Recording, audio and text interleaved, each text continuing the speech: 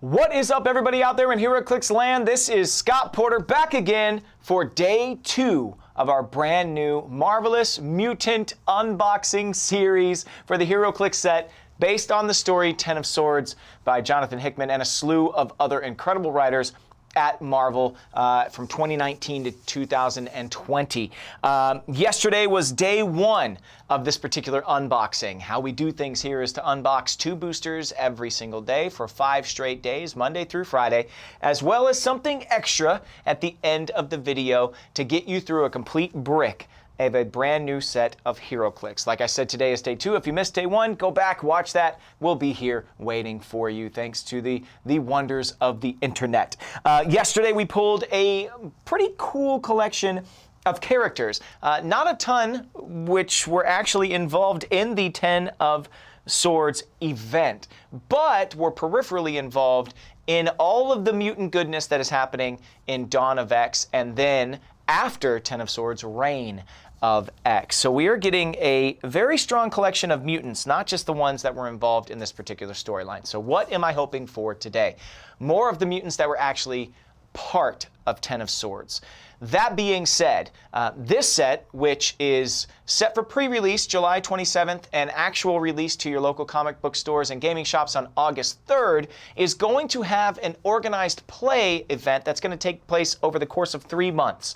The end of August, the end of September, and the end of October, that come with more figures and more swords and more tarot cards and more HeroClix goodness, and I think that will probably have way more to do with the event crossover itself.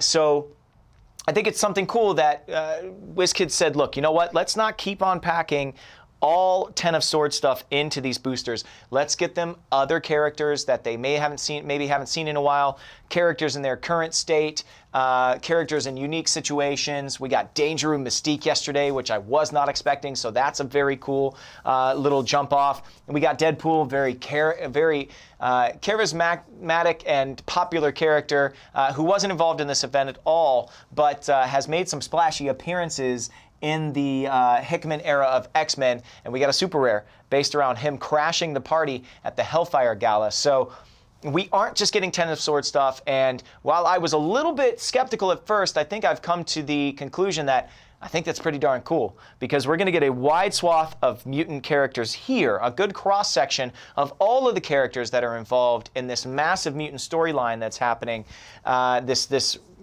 you know, basically resurrection of X-Men and all of its different titles. We're getting a good cross-section of characters from that, as well as 10 of Swords. What is 10 of Swords? It is a 10-on-10 competition series that is supposed to be sword fights to the death, or maybe it was never supposed to be that way. It is hosted by Saturnine, the omniversal magistrix of Otherworld, and she pits 10 Arakkan characters against 10 Krakoan characters, and you really are expecting one thing and then get something completely different. So I think that this this booster set has also lived up to that as well. Basically, 10 of Swords is a story of Apocalypse trying to reunite with his wife, Genesis, and their 4 children, the original 4 horsemen. He has everything that he has done since House of X and Powers of 10 has been to reunite with his family, and therefore also reunite Krakoa and Arakko, 2 halves of a whole that were a massive mutant island called Okara that existed a long time ago on Earth before Arakko fell into this hellish demon landscape after the islands were cleaved in 2. And, you know, Apocalypse was around during that war. We didn't know that for a very long time, and we found out a lot of his history within the pages of Excalibur and elsewhere in the X-Men line ever since House of X and Powers of 10. And so this is a resolution to that story, as well as a ton of other side stories. So really anything is possible, both in the event and in these bricks. So without further ado, let's get cracking and see what we have today. As far as yesterday, we did pull Cypher. He's one of the 10 sword bearers. We did pull Gorgon, who was one of the 10 sword bearers on the mutant side. We did not pull any Arakkan forces, so I'm hoping today at least we'll pull some of them, and I can explain a little bit more of who they are. Ooh, okay. Yes, I mean, yeah, we pulled 3 sword bearers in this particular pack. Here is a new character. His name is Solemn. He is somebody that fights on the Arakkan side. He is carrying a Muramasa blade. Now, you might say, if you're a longtime Wolverine fan, well, Wolverine is who carries the Muramasa blade. Yes, that is true. But now there are 2 of them, and there is Wolverine. We also have a Danger Room construct in here. This is the Danger Room Sebastian Shaw, who is not on the outside of the box. On the outside of the box, we had Juggernaut and Apocalypse and Mystique. Now we have Sebastian Shaw. That is very cool. And then we have yet another sword bearer, one of my favorites, one of the best characters in X-Men for the past decade now. No matter what iteration you are reading, Magic, Illyana Rasputin, is one of the best things about it. I promise you. It doesn't matter if it was the Marvel Now run. It doesn't matter if it's 10 of Swords.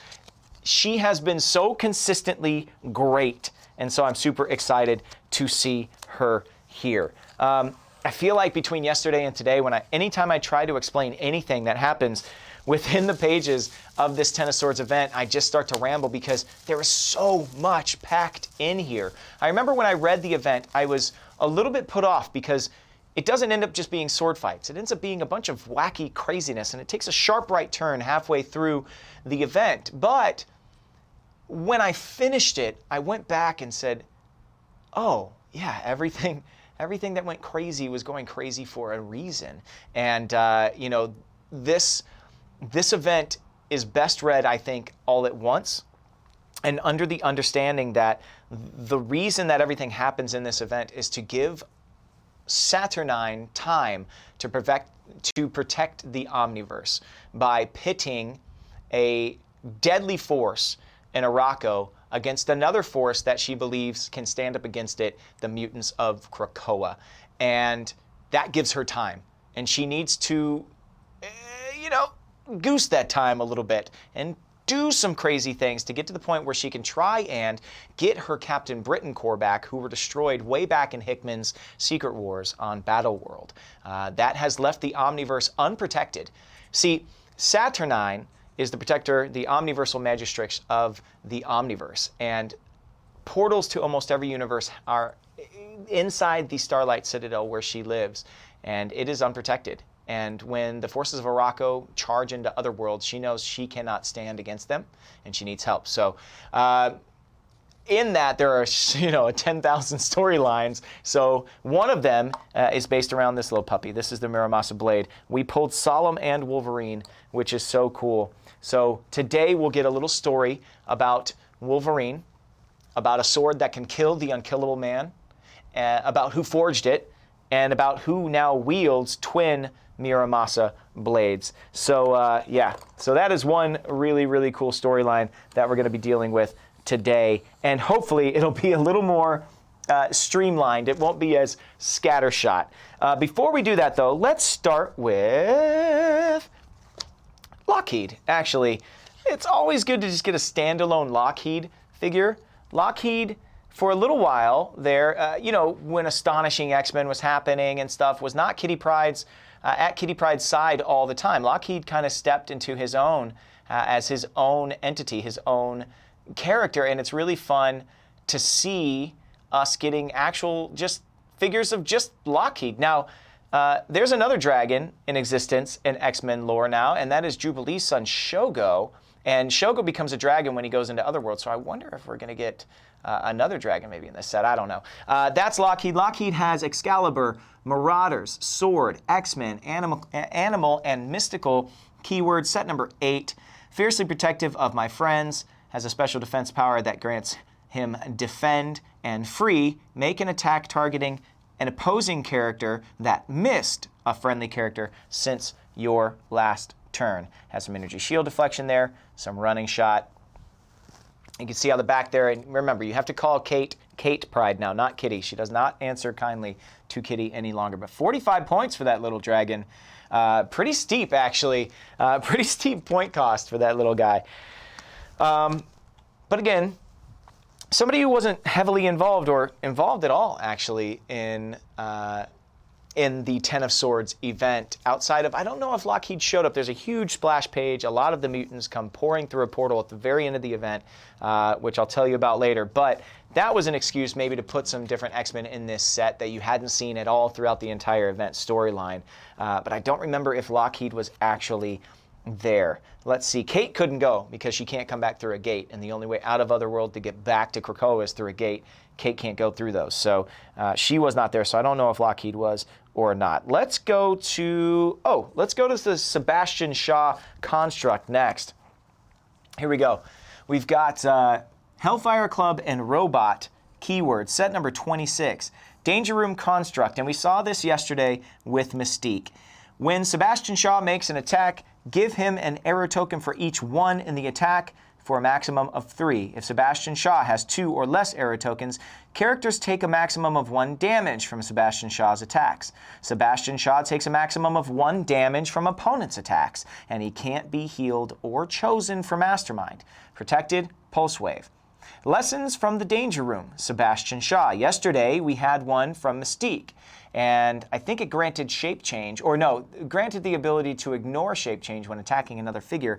This one grants you this. When Sebastian Shaw is KO'd by an opposing character this game, when that character is targeted by an attack, the attacker can't positively modify their combat values. Very cool. So you pick up lessons in the Danger Room. You can apply them for the rest of the HeroClix battle. Very cool. Now he ramps up big time. That final click, 12, 11, 19, and 4 with Close Combat Expert. He could be hitting for 5 with an attack value of 12 as long as you can get those error tokens, 3 of them on the card. So you got to roll 1s in those attack rolls, as you can see on the front. When Sebastian Shaw makes an attack, give him an error token for each one in the attack. It's interesting to me because you sometimes have to re-roll something just to get those 1s when you're running Danger Room constructs.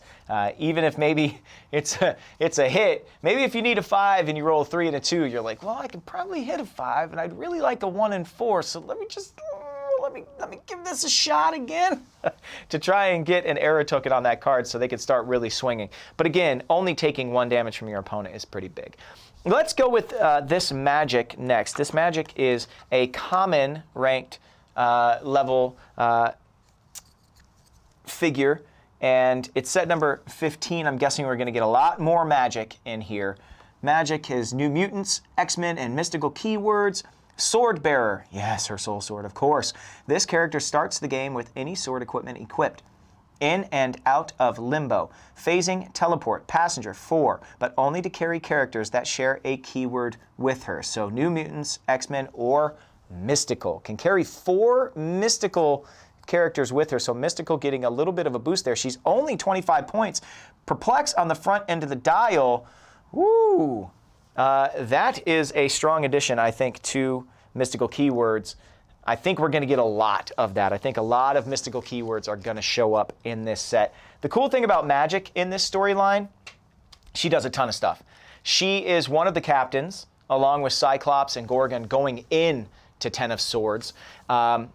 She is not the great captain, that is Cyclops, but throughout the entire storyline, she is having these little conversations with Cyclops telepathically, where she will say kind of like an espionage phrase, like, is the sun out today, or something along those lines? Is it time for a storm? Something like that.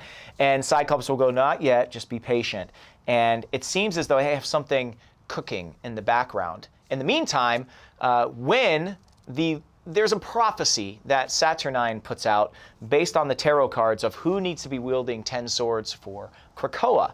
And it is a riddle, and everybody has to figure out who is supposed to be involved, and then what sword they are supposed to be wielding. Well, for somebody like Wolverine, it's pretty simple. He knows that the blade that can kill an unkillable man is meant for him. Magic knows immediately that she is a part of it.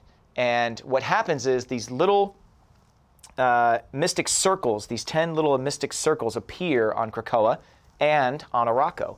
And the sword bearers are given a number of days to go get their sword returned and stand in their place. So Magic just, as soon as they go through the gate, walks right over and puts her sword down. She goes, I'm ready.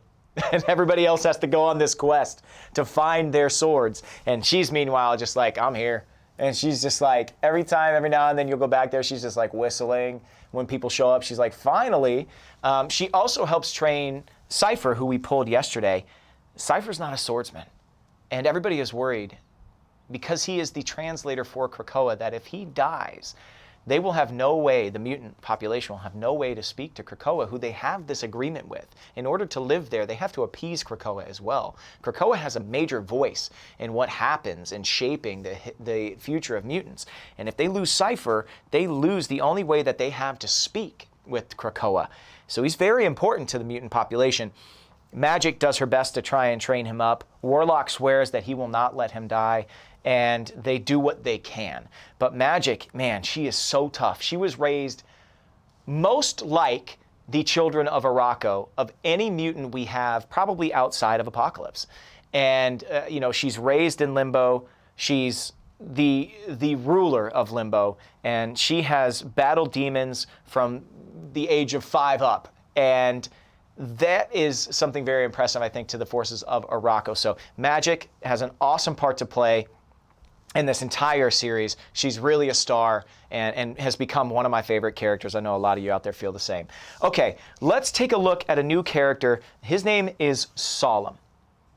Solemn is one of these new characters that we meet that represents Arakko in Ten of Swords. Now, Solemn, when you find him, is in a pit in Arakko, sentenced to live there forever and wither and perish. And I'll tell you why in just a second. He has Arakko, which is a keyword, that's awesome, Assassin, Past, and Warrior. Swordbearer. This character starts the game with any sword equipped. He has a Muramasa blade, remember that. Covered in adamantium, that is right. Solemn can reduce penetrating damage. Solemn's entire skin is covered in a thin chainmail of adamantium. You can see the back of his card there, 8 clicks long. I thought he might have a little bit higher attack value, but that damage is just massive. So there he goes, a little charge and precision strike, some damage that he does there, flurry on the back end, exploit weakness. So the deal with Solemn is he was punished to sit in this pit by War. He apparently seduced War's husband, the father of Summoner, who is a character that leads us to build this gate to Otherworld, and comes and tells the X-Men all about Arakko. Summoner is basically the grandson of Apocalypse, I guess. So War's husband falls for Solemn, who is a great seducer, and then kills War's husband. And War banishes him to live for eternity in this pit. But once he's chosen by the tarot cards to fight in this tournament, they have to go and get him. He has to find a twin blade to Wolverine's blade. And he is told that a man of metal will lead the way to where his sword will reside. We then have to go and find Wolverine for the rest of Solemn's story. So let's take a look at Wolverine here. It's so cool that we pulled them in the same pack. I wonder if this is going to be a trend, if you're going to pull sword bearers like this in the same pack together, especially if they face off against each other. Wolverine has X-Force, X-Men, Martial Artist, and Mystical keywords. Set number 32. Has the Sword Bearer keyword, so he starts the game with any sword equipped. Also has Returning from Hell over and over again. When Wolverine would be KO'd by an opposing effect, instead, don't stop turning the dial and keep turning it for the damage taken up to click number 12. Then place him on his card. At the beginning of your turn, if Wolverine is on his card, heal him 1 click. If click number 5 is revealed, your opponent places him within 4 squares of a friendly character. If no other friendly characters on the map share a keyword with Wolverine while he is on his card, KO him. Protected, Pulse Wave. Holy crap. So he dies but doesn't count. You can't count his 55 points until there is nobody left on the map that shares a keyword with him and then you can finally score those points. Wow, interesting. 12 movement with charge. Why the lack of blades? I don't know. There's no traded blades here. Is that correct? No. How does Wolverine not have blades? That's kind of crazy to me. Still, can deal some damage, only 55 points there. However, the way that this figure is built is crazy. You get him down to click 5, you better hit him for another 4 or 5 damage beyond that, or he is going to come back on the map. And when he comes back on the map, let's take a look at it one more time. Has regeneration and an 18 defense. Wow. Really, really tricky to get those 55 points. I don't know. The lack of blades, the lack of massive damage dealing ability might allow you to ignore him for just a little bit. But if he gets up in your face, you KO him, he goes off the map, and then he just starts clicking to come back on. And eventually he's going to get there. So, yeah, that is crazy. So what happens in the book is Solemn goes off on his quest. Wolverine figures out very quickly, oh, I need the Muramasa blade. He goes to Japan. He battles Silver Samurai, who was pissed because Silver Samurai thinks that he should be a sword bearer. He's like, obviously, look at me. I should be a sword bearer. However, defeats the Silver Samurai, gets some information. He's looking for Muramasa, who forged this blade for him a long time ago and put a part of Wolverine's soul into it so that Wolverine could take his own life, really. Wolverine's wife passes away. Wolverine has a lot of guilt. He wants to live in eternity with her. He wants to go to the infinite sleep, and he needs a weapon that can actually kill him. And the Muramasa blade was forged. And he actually never, obviously never, used it to kill himself or take himself out. But that's why the original Muramasa blade existed. When he goes to try and find Muramasa to find the blade, he finds out that Muramasa is now dead. Muramasa has been taken by the Beast, which is the leader of the Hand in Hell. And Hell is very upset with Muramasa because what happens with Muramasa, and I think his story is when he was a young kid, he hit a bird with a stick and killed the bird on accident. And then when he picked up the bird's body in his hand, the stick he was holding became stronger. And the life essence of the bird left it and went into the wooden weapon, into this wooden stick. And he very quickly learned that his power was to take the life essence of beings that had passed and put them into weapons, making these incredibly potent and deadly and powerful weapons. But by taking those souls, those life essences, and putting them in the weapons, he pissed Hell off. So the Beast and the Hand, which are all this Hell situation now, they're all down in Hell. They take Muramasa and they chain him to a rock, and they're like, you're going to forge weapons for us from now on. You owe us for all the souls you kept from us for such a long time. So Muramasa has his sentence in Hell.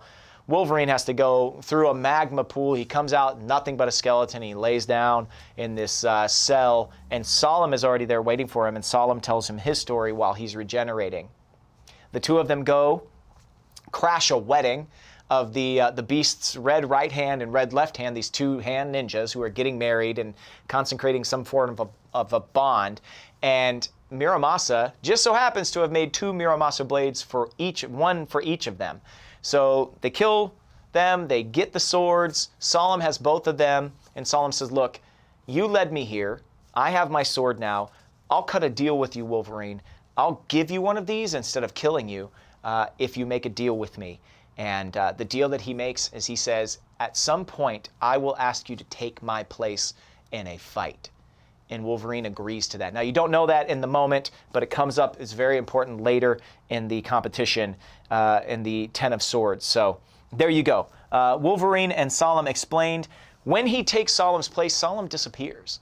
Solemn goes through a gate and ends up on a world set up to be a Wolverine villain going forward. 2 men who can't kill each other unless they have these blades. Very interesting to me what it sets up. 10 of Swords does a lot of that great, great stuff. Kind of resets the plate for a lot of different characters in the Mutantverse. And that's one way it did it for Wolverine. It's very, very cool. I love that story. Okay, the Muramasa blade is here. We'll take a look at it real quick. Oh, there you go. That's where the blades come from. Of course, you got to equip the sword. So the Muramasa blade is a light object.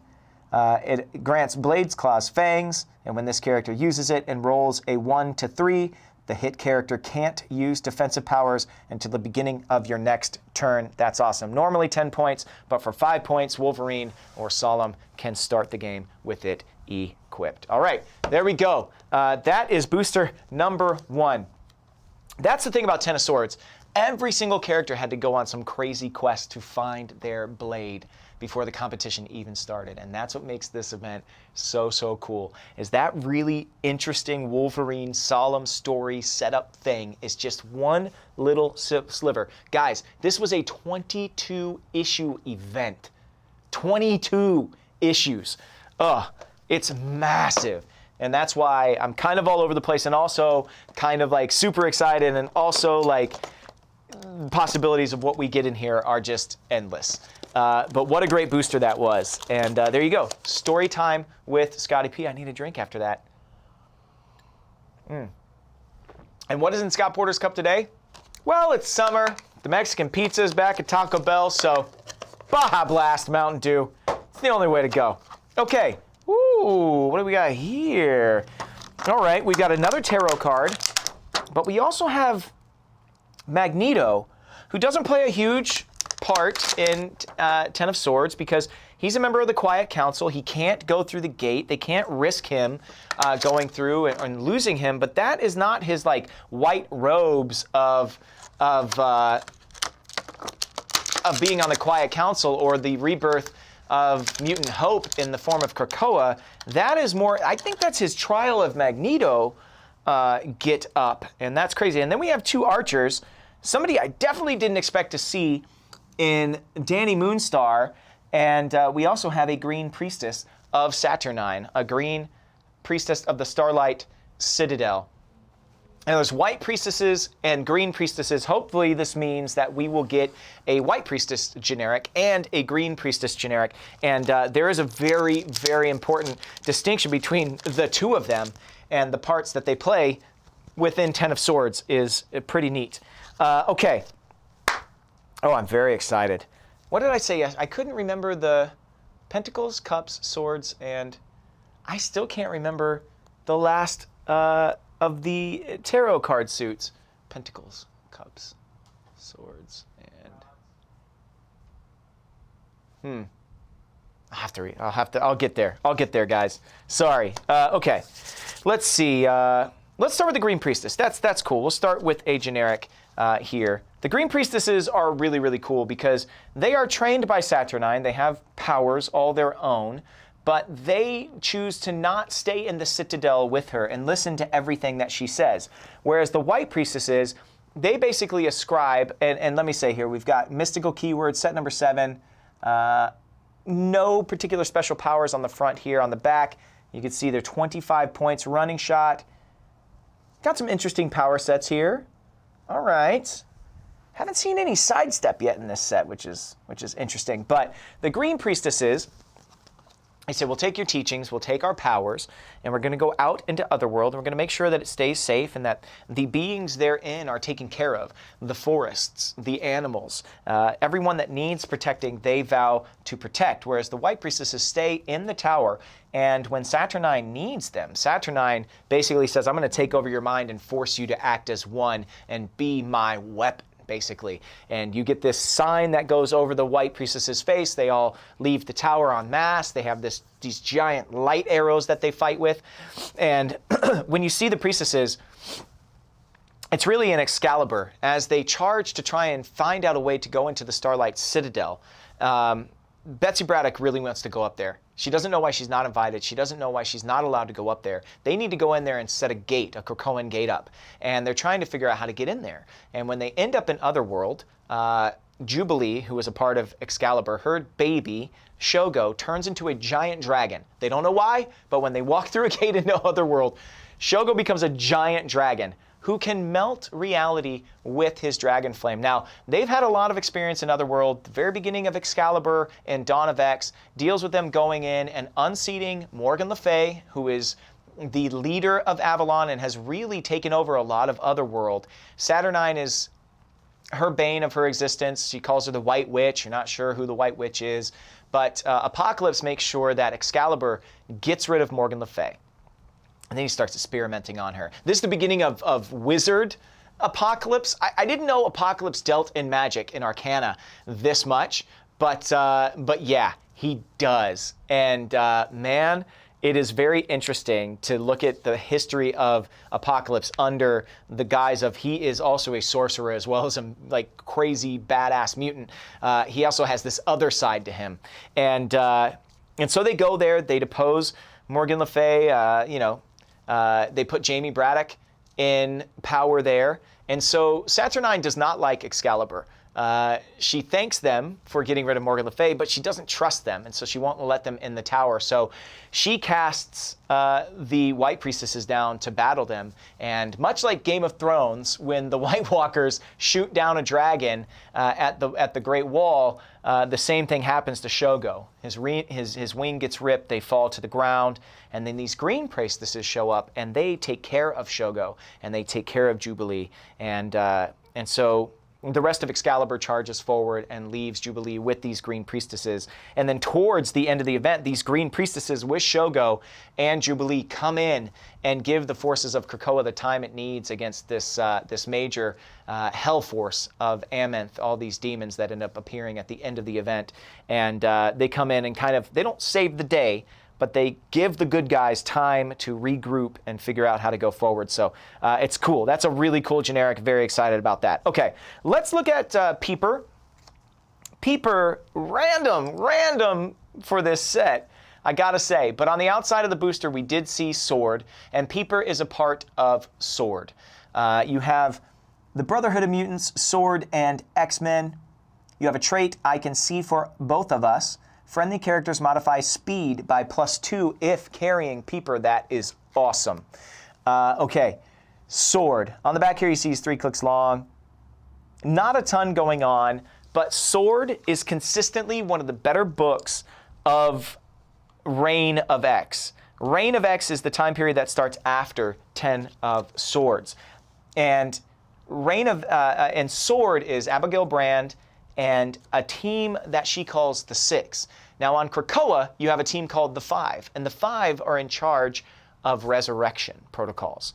The Five, if you go back and read, the Five is Egg and Elixir and Hope Summers and Tempest, and I can't remember the fifth right now, but they are in charge of resurrection protocols, which is very, very important to the success of this new mutant age, this age of Krakoa. And the Six, you find out, are very, very important for mutants going interplanetary. I don't want to spoil anything. I want to really just focus on 10 of Swords, but I do want to say that Sword, don't miss that book. It is very good, consistently good. Issue 1 sets everything up. Issues 2, 3, and 4 deal with Null and the King in Black because that's what was happening on a galactic scale. And really, Sword is X-Men on a galactic scale. And but the members therein are really, really neat. And on the outside of the box, oh, I didn't even see Sync is on here. That's cool. But Cable, Abigail Brand, Frenzy, Random. I mean, the characters that they have in that team are very, very cool. But the Six all deal with these teleporters so that the mutant race can get around all over the galaxy, really. And Peepers is a very important part of that because he can see where they are teleporting to. You've got Manifold, you've got Amelia Vaught, you've got all these different kind of teleporters that work in different ways, and you've got Peepers kind of being the eyes for them, and that's really, really cool. And there's a really funny moment. Magneto shows up on the Sword Station, you know, as kind of like Grand Supreme Poobah, and he shows up there, and Fabian Cortez is a part of the team. Fabian Cortez is a douchebag. He's an old acolyte. Magneto does not like him, and nobody else does either, but he is very invaluable because he superpowers the teleporters. Fabian Cortez's power is that he superpowers people. He amplifies your power. And that allows the mutants to go farther than they ever could before. But Magneto ignores him and then sees this little guy, Peepers, who was like one of the original Brotherhood guys, and he's just fawning over him. Peter, it's so good to see you. We haven't seen each other. We should get lunch. And in the background, Fabian Cortez, who has been ignored by Magneto all day, goes, "What is happening? Does anybody else why is he talking to peepers like this? It's a great moment. It's a great moment. Okay, Danny Moonstar. The only reason I could think that Danny Moonstar is in this set is because, I mean, she's a big part of New Mutants, and so is Magik to an extent, but there is a 2 or 3 part arc of New Mutants that happens after Ten of Swords, where she goes to Otherworld with Jean. You have Danny Moonstar, who is Asgardian, New Mutants, X-Men, and Mystical. Ooh, rally die are back. Mind control, free. Remove one of Danny Moonstar's rally dice to use mind control as free, but only to target a character she hit with an attack this turn. So rally die, how that works is on the back here. It works on a 5. You guys can pause and look at that. But basically, you know, if there is a 5 in a die roll of a finalized attack for an opposing character of her because it is red, her rally die works on a red opportunity, so that's opposing attack rolls. You get to place a rally die onto the card, and then you can pull that rally die to utilize that power. So you see how it's red there? I'm sure everybody understands how rally dice works. If you don't, you can pause the back of the card there. So pretty interesting. But yeah, they go to recover a mutant who is playing Truth or Dare with some other New Mutants and goes through the gate at the Braddock Lighthouse and goes into Otherworld. And of course, if you die in Otherworld as a mutant, you can't come back. And one of them gets stranded there. And so she has to go there with Jean, and they go and they figure out that Jamie Braddock gave this New Mutant, Josh, his name's Joshua, a couple of trinkets, kind of like Alice in Wonderland style, and sends him off on his way, and they're very worried. And so they take a trip through all of Otherworld. So you end up in the realm of the vampires, you end up in the middle of the war between Merlin and his daughter Roma, and they eventually find Joshua, and Joshua is a blue mutant. He's got big, you know, ram horns, and he says that even on Krakoa, he's looked at in a way that makes him feel as though he's not a part of something. But when he's in Otherworld, he feels like he can conquer anything, and he wants to stay there. So I think maybe that's why Danny is a part of this. New Mutants is continually a very, very good read. It's about the outcasts of Krakoa, the youth of Krakoa who are trying to find their place in the world, and then the New Mutants who we grew up with, or I grew up with at least, you know, with Cannonball and Sunspot and Magik and Mirage and Karma, all there, you know, helping trying to guide them in a brand new mutant world. And that book, I think, is very cool, too. A little rocky early on, many authors, different groups of people, but they've since brought them together. And after Ten of Swords is done, it's very, very worth reading. Okay, let's go with Magik next. Magik, New Mutants, X-Men, Mystical, and Ruler. She has the Sword Bearer trait. For 5 points, she can start the game with any sword equipment equipped. She also has Great Captain of Krakoa, which we have seen. Okay, here we go. Great Captain version of Magik. We've seen it on Cyclops and Bishop now, so a shared trait. Can turn it over. She has Mystics and X-Men. That's cool. And see what she's got on the back side here. Yeah, Magik. Her portals are so important to the mutants.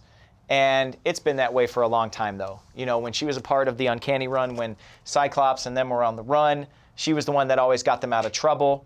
And in this particular story, Cable, who has the Sword of Galador, which is actually from the planet Galador, which is the home of the Space Knights. If anybody doesn't know this, Cable's sword is a Space Knight sword. The most famous Space Knight, Rom.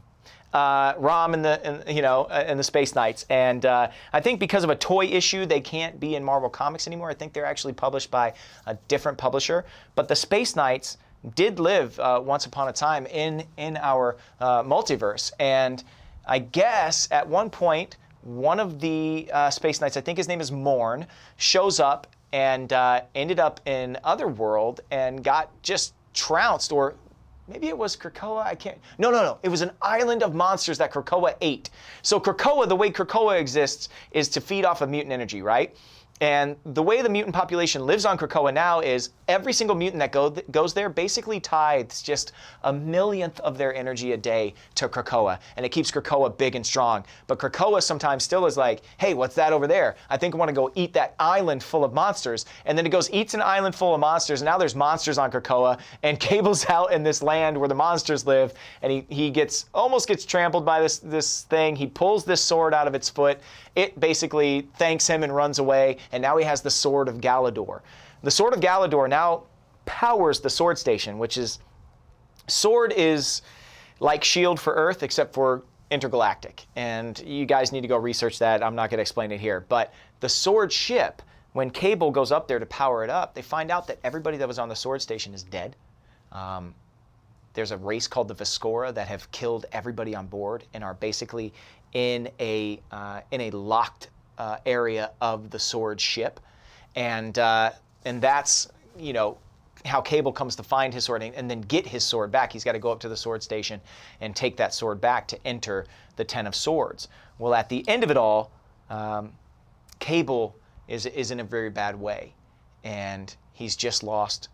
He realized that he cannot. We have young Cable in this story, by the way. Young Cable showed up a long time ago, killed old Cable, because he said he messed up some things and he could do it better. And Cable's all time travel-y, so that's how that worked. And young Cable thinks that he's a badass like old Cable was. But he realizes in this competition he has a moment to kill Bay, the Blood Moon, who was one of the Arakkan soldiers, in a battle to the death. And he hesitates for a moment and ends up losing that competition. And the deck has been stacked against Krakoa in a huge, huge way by Saturnine. And he calls home telepathically from Otherworld to Earth, which he should not be able to do. But he calls Jean and says, look, the odds are stacked against us. We are going to lose. And when we lose, the hordes of Arakko and Amenth, these demon hordes and these badass mutants from a war-torn island, are going to flood through the gates, and they're going to kill everybody on Earth. And it's the end of it all. And Cyclops and Jean look at each other and they're like, we're not going to let that happen. And they have a plan. Cyclops has a plan. He calls down to Magic. Magic opens this giant portal, and in through that giant portal that she opens into Otherworld, comes the entire Sword Station with a ton of X-Men. They battle, and then they unlock the room with the Viscora, these space vampire things, and they come flooding out and battle the demons. It's an awesome moment, and Magic just shows just how uber powerful she is. Magic is such an awesome character. Great captain of Krakoa for sure. Okay, last but not least on today, I know we're chugging along here. We've got Magneto. And like I said, this feels like the trial of Magneto, which deals with Scarlet Witch. It's a bunch of stuff that happens after Ten of Swords, so I'm not going to explain it too much. Just know that Magneto makes some decisions that a lot of people don't agree with, and he ends up on trial. It's got Acolytes, Brotherhood of Mutants, Hellfire Club, Quiet Council, Sword, X-Men, Politician, and Ruler. Set number 41. Prepared for invasion. Opposing characters within range and line of fire using impervious, shape change, or super senses decrease the result for those powers by 1. A 6 is always a success. Also has a special movement power, Magnetic Repulsion, Running Shot. When Magneto uses it after resolutions, he may use Force Blast as free. That's awesome. Magnetic defenses, energy shield deflection, invulnerability, and this character has Safeguard, mind control. Haha, yes, because he has his helmet on, and you cannot, oh, I got my tape stuck here. You cannot mind control through his helmet. That's his protection against Professor X. And look at that, only 6 clicks. The powers work very well together on the front, though, so that is pretty great. All right, that does it. And you know what? I'm going to put him on this side. That's usually reserved for villains. We don't really have villains in Krakoa right now. Everybody, even Shadow King has been pardoned, and he's running around the island. But we do have a tarot card, and this tarot card is the Ace of Pentacles. You can see it there. The Ace of Pentacles, when a character uses Flurry and misses one or both attacks, after resolutions, they may make a close attack. Okay. Very specific situation there. All right. So there's a tarot card we haven't seen yet. That's 2 tarot cards in 2 days. That is pretty good. I will take that. Last but not least, we have one more thing today. We have our play-at-home kit. Now, you can get this specifically yourself. You can buy this. It is for any player out there. You can go ahead and put in your order and know exactly what you're getting. This is a play-at-home kit, and it comes with Pyro, with no skull tattoo, as well as a map. And, oh, look at this. It's got a little marker here. That's cool. A little FX base, if you will. So here's a look at Pyro. I can get him out there by himself. Looks basically like the other Pyro, except you can see the difference, the face tattoos there. But he will play a little bit differently. This is a great way to buy a piece that you know exactly what you are getting. I'll put that little flame marker out there too, and we'll see what that is all about. The play-at-home kit is awesome. You get a map, you know exactly what you're getting. You know a figure, you know exactly what you're getting. And here is what Pyro does. I'll go ahead and play this card down here. All right, Pyro is Brotherhood of Mutants, Marauders, X-Men, and Pirate. He has a trait, like shrimp on the Barbie. When Pyro hits after resolutions, give a hit character the flame marker, removing it from any other character. And down in the bottom right, it says flame marker. When a character has the flame marker attached at the beginning of their turn, deal 1 penetrating damage. Woo!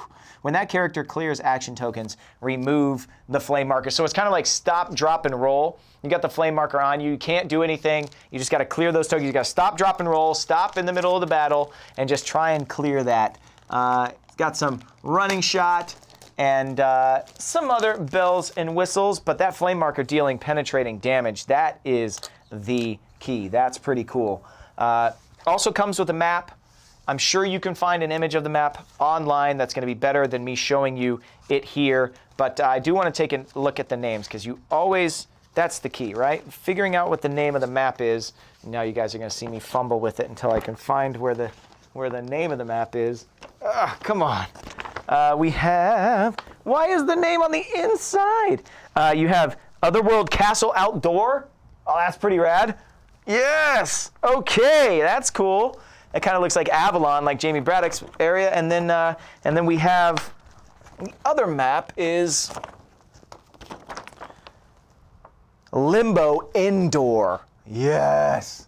Okay. And you guys will be able to find a better image of that. So Otherworld and Limbo. So 2 really cool places to go for the X-Men, for the mutants. That is awesome. Like I said earlier, guys, this set is set to pre-release on July 27th. It is set to release to the public, full on, full stop, at your local gaming stores and comic book shops on August 3rd.